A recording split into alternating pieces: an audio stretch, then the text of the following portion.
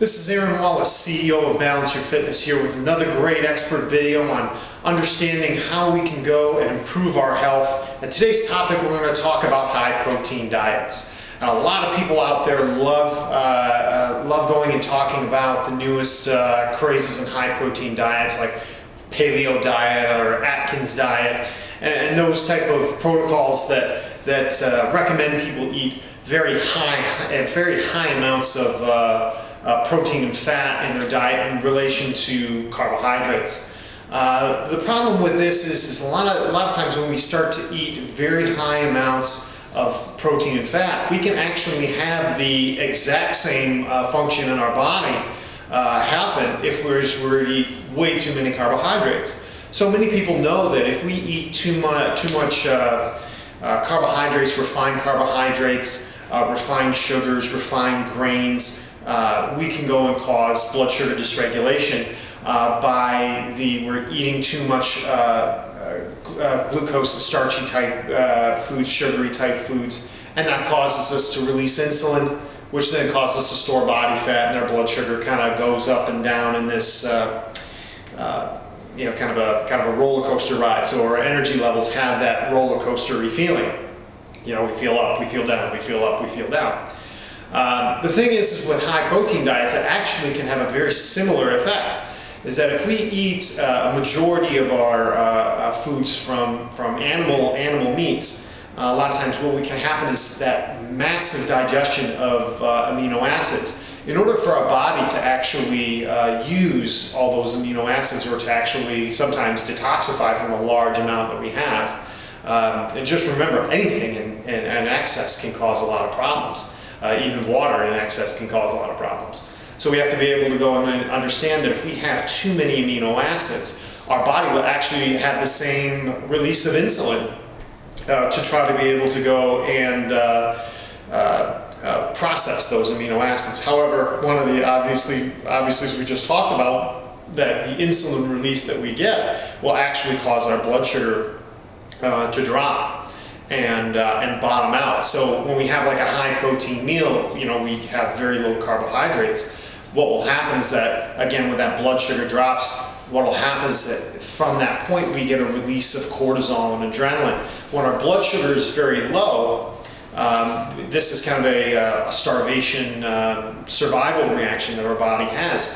We will release our stress hormones of cortisol and adrenaline to release stored blood sugar, or if we don't have it, to break down our own muscle tissue to basically produce more sugar to be able to go and get our blood sugar back up to a normal functioning range.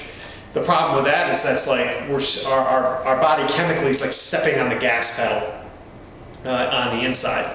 So imagine, like, you know, our body doesn't really go and understand the difference between, you know, having an argument with your significant other, or having a McDonald's hamburger, or drinking 6 espressos, or going through the starvation type mode. Is that still that same release of cortisol and adrenaline?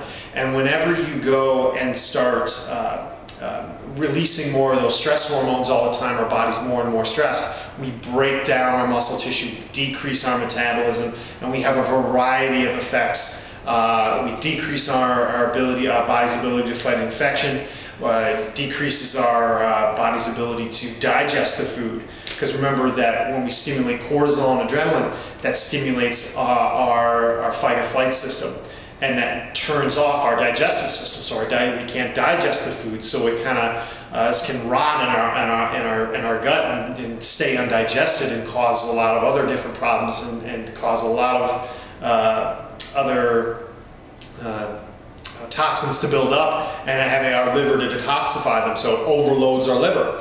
So we can have a lot of problems from going on to these high protein diets, and they're not necessarily a good thing to just go and have all this massive amounts of protein. You know, a lot of times when we start to go with, we have to go with understanding the balance of what types of proteins we need, what types of fats we need, what types of carbohydrates we need.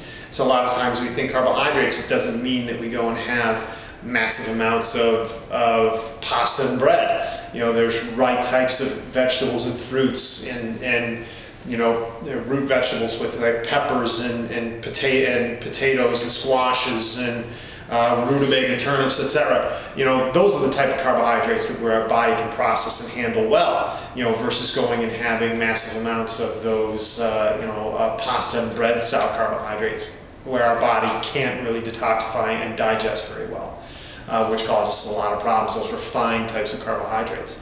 So remember that when we go and see anything you see like very high protein, very high amounts of fat, you know, our body has to have a balance. And a lot of times when we start to go and have too much of one thing, just like if we're going to have too much carbohydrates, we can go and end up having the same type of dysfunction, the same issues that happen, the same inflammation, and the same types of chronic disease states that we can get if we don't have a balanced diet, instead of going too far one way or too far the other.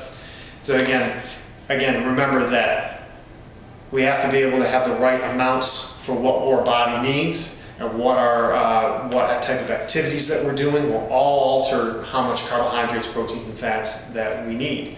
But again, going too far into the extreme on one can also have the same effect as going too far in the extreme, like on the carbohydrates as well. So this has been Aaron Wallace for Balance Your Fitness, encouraging you to live your life in balance.